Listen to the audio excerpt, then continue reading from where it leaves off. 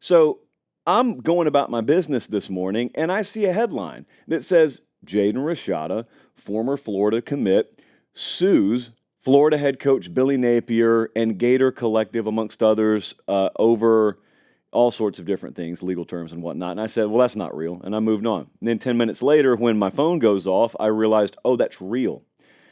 And so here we are.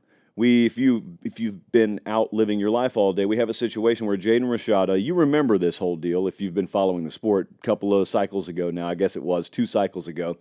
He is in the first wave of the big NIL era for quarterbacks. So no one knows what's going on. No one knows how it's going to pan out. And he's in that first cycle of kids where you can just go pay him and you can do it out in the open. So Jaden Rashada, and this is according to the reporting from John Talty at CBS Sports, and he did a great job on this. And, something tells me Talty has known a little something about this story for quite a while. I'm just baselessly speculating. It's certainly not like I know him or anything. So according to Talty's reporting, which I found to be very thorough and very detailed here and very, very researched over not days but months, Jaden Rashada is committed to Miami. That much we know back during his recruitment. And there are reports, and they've been refuted, but there are reports that Miami has offered him an NIL package in excess of $9 million. Again, it should be noted, those numbers have been refuted, but that, according to the lawsuit filed today, is the number in the lawsuit that they're claiming he was cost, for reasons I'll detail in a second. Okay, so Florida comes in. They never stopped recruiting him. He's committed to Miami. He's going to get over $9 million. Florida comes in, and they go after him really hard. And Florida's got this mega booster, and this mega booster says, oh, screw it, I'll pay him. Let's go north of $13.85 million NIL package on the table. Much like you and I would do, he decommits from Miami because someone's willing to pay him north of $13 million to play college football, and he goes and commits to Florida. So then as the story goes, or as the lawsuit goes, you get closer and closer to signing day, booster gets cold feet. Whomst amongst us hasn't promised a high school kid $13.85 million and then decided against it at the last minute, right? So the booster says, I don't know if I want to go about it this way, but that's okay. And then the messaging to the kid is, well, we'll still get you the money. Why don't you just go ahead and sign, and we'll make sure we get it to you. No problem. It'll be taken care of. Well, then it's not taken care of. And so then Jaden Rashada wants out, and he is released from his national letter of intent. And then he ended up at Arizona State, and all's well that ends well. And then last month, he transferred to Georgia. And then about a month later, today, there's a lawsuit filed. Rusty Hardin is the attorney on this. He's big name. I remember him when the Roger Clemens stuff was going down. So we got all the big names. We got all the big players. We've got the marquee reading former player sues current head coach. All the makings are there for a big-time college football story in May. Also, this is kind of par for the course in the SEC because it was almost necessary that this dude transfers to Georgia before he files the lawsuit against Florida. He was never going to do this at Arizona State, had to transfer to Georgia. Oh, by the way, buried several paragraphs into that John Talty report was this little just delicious morsel of information, and that was that the Rashadas reportedly made Kirby Smart aware that they planned on filing this lawsuit, and Kirby gave it his blessing. I don't know what that sounded like, but the head coach at Georgia has indeed given the blessing to their newest transfer quarterback to file a lawsuit against Florida. So welcome to 2024. Now, is this a mess? Of course it's a mess. As I said in the open, I am going to suggest to you, no matter whether you care about Florida or not, this is necessary. So I'll get to what I'm talking about.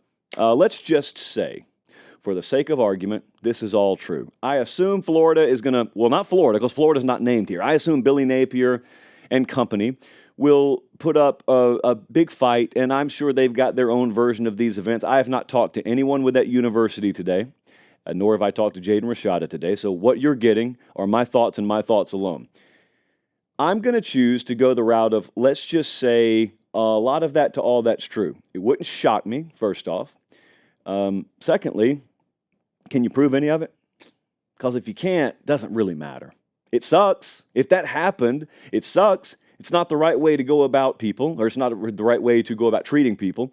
It's not keeping your word. We've got a litany of things wrong. There are several bro codes that are broken here, but can you prove any of that? I mean, there is language in this lawsuit that claims Billy Napier himself told Jaden Rashada and his father, don't worry, we're going to get you your money. And according to the lawsuit, now, not me, according to the lawsuit, he had no intention, nor did anyone at Florida have any intention of ever delivering the money. And it goes further, okay? It's not like they claim, oh, the payment just blew up at the last minute. They're claiming, to be clear now, that we've got all this money guaranteed to us from Miami, but then Florida comes along and promises us even more money.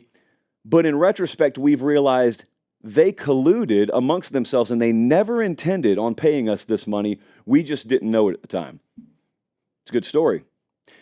May even be true. I have no knowledge of that, but can you prove it?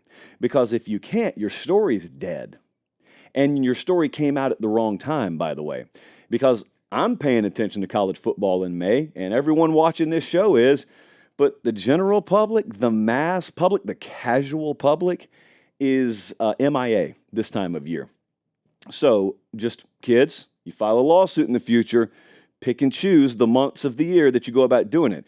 I have a theory that I've been working on, so why not just debut it tonight? There's a lot of this stuff that's going on. I don't excuse any of it or anything like that. I'm just saying there's a lot of this stuff that's going on. I think I saw many people today say what I'm about to say, and that is if every instance of a kid being promised something and then not having it delivered to them comes to light, you're going to have a mess of lawsuits on your hand in college football. And I'll tell you this too. I think it was Graham Coffey I saw say this a little while ago, and I was mad because I thought I was going to be the first on the show tonight without having seen anyone else make this point.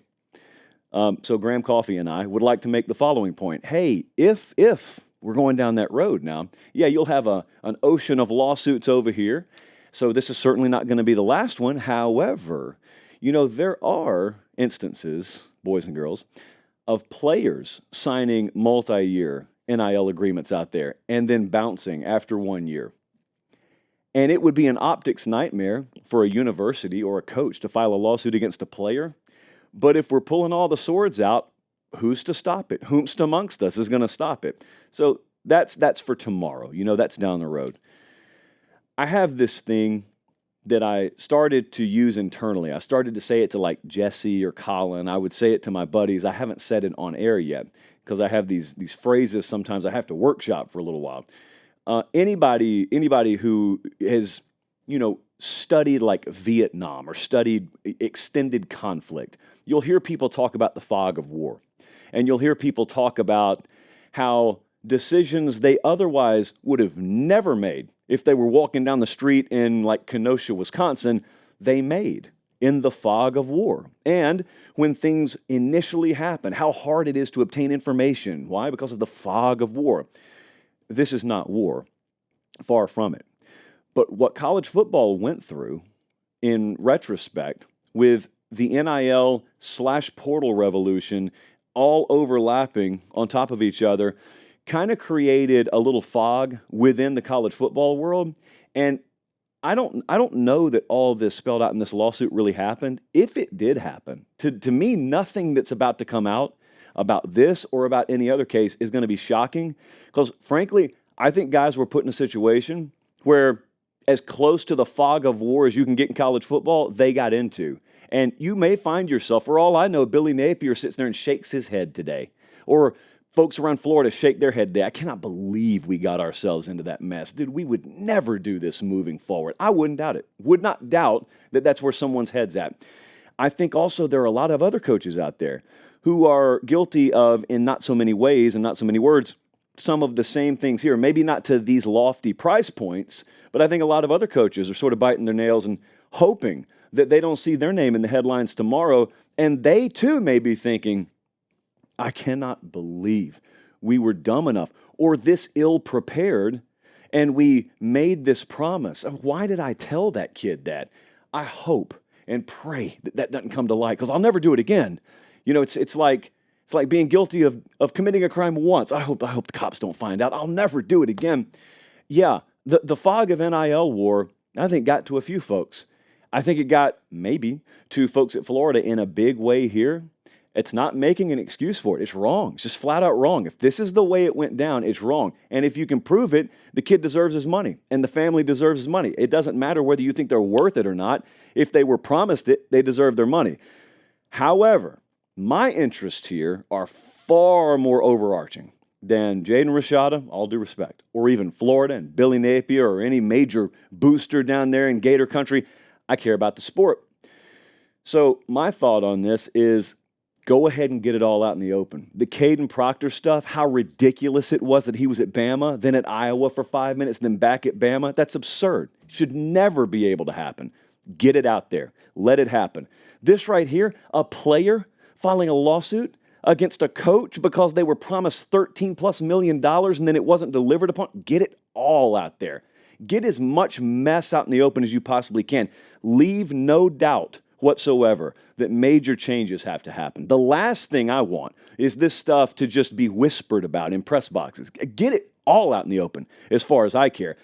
Now, without any evidence, this is about to be a hollow story, but behind the scenes in college football circles, this will resonate. Just like the Caden Proctor thing, the optics alone of it resonate. And it's almost the kind of thing that even makes the most ardent, heels dug in holdout say, all right, you guys were right. We got to do something about this. Like, we can't let this go on. That's where I want us to get. That's all I've ever wanted us to do, is get to a point where even the holdouts throw their hands up and say, okay, what do we do? How do we fix it? Is it revenue sharing? Whatever it's going to be. You don't pay me to make these decisions, but I am saying in this microphone, which they do pay me to do, I'm glad this stuff gets out in the open. I think it serves a greater good, even though it may suck in the moment for the kid. It may suck in the moment for Billy Napier in Florida.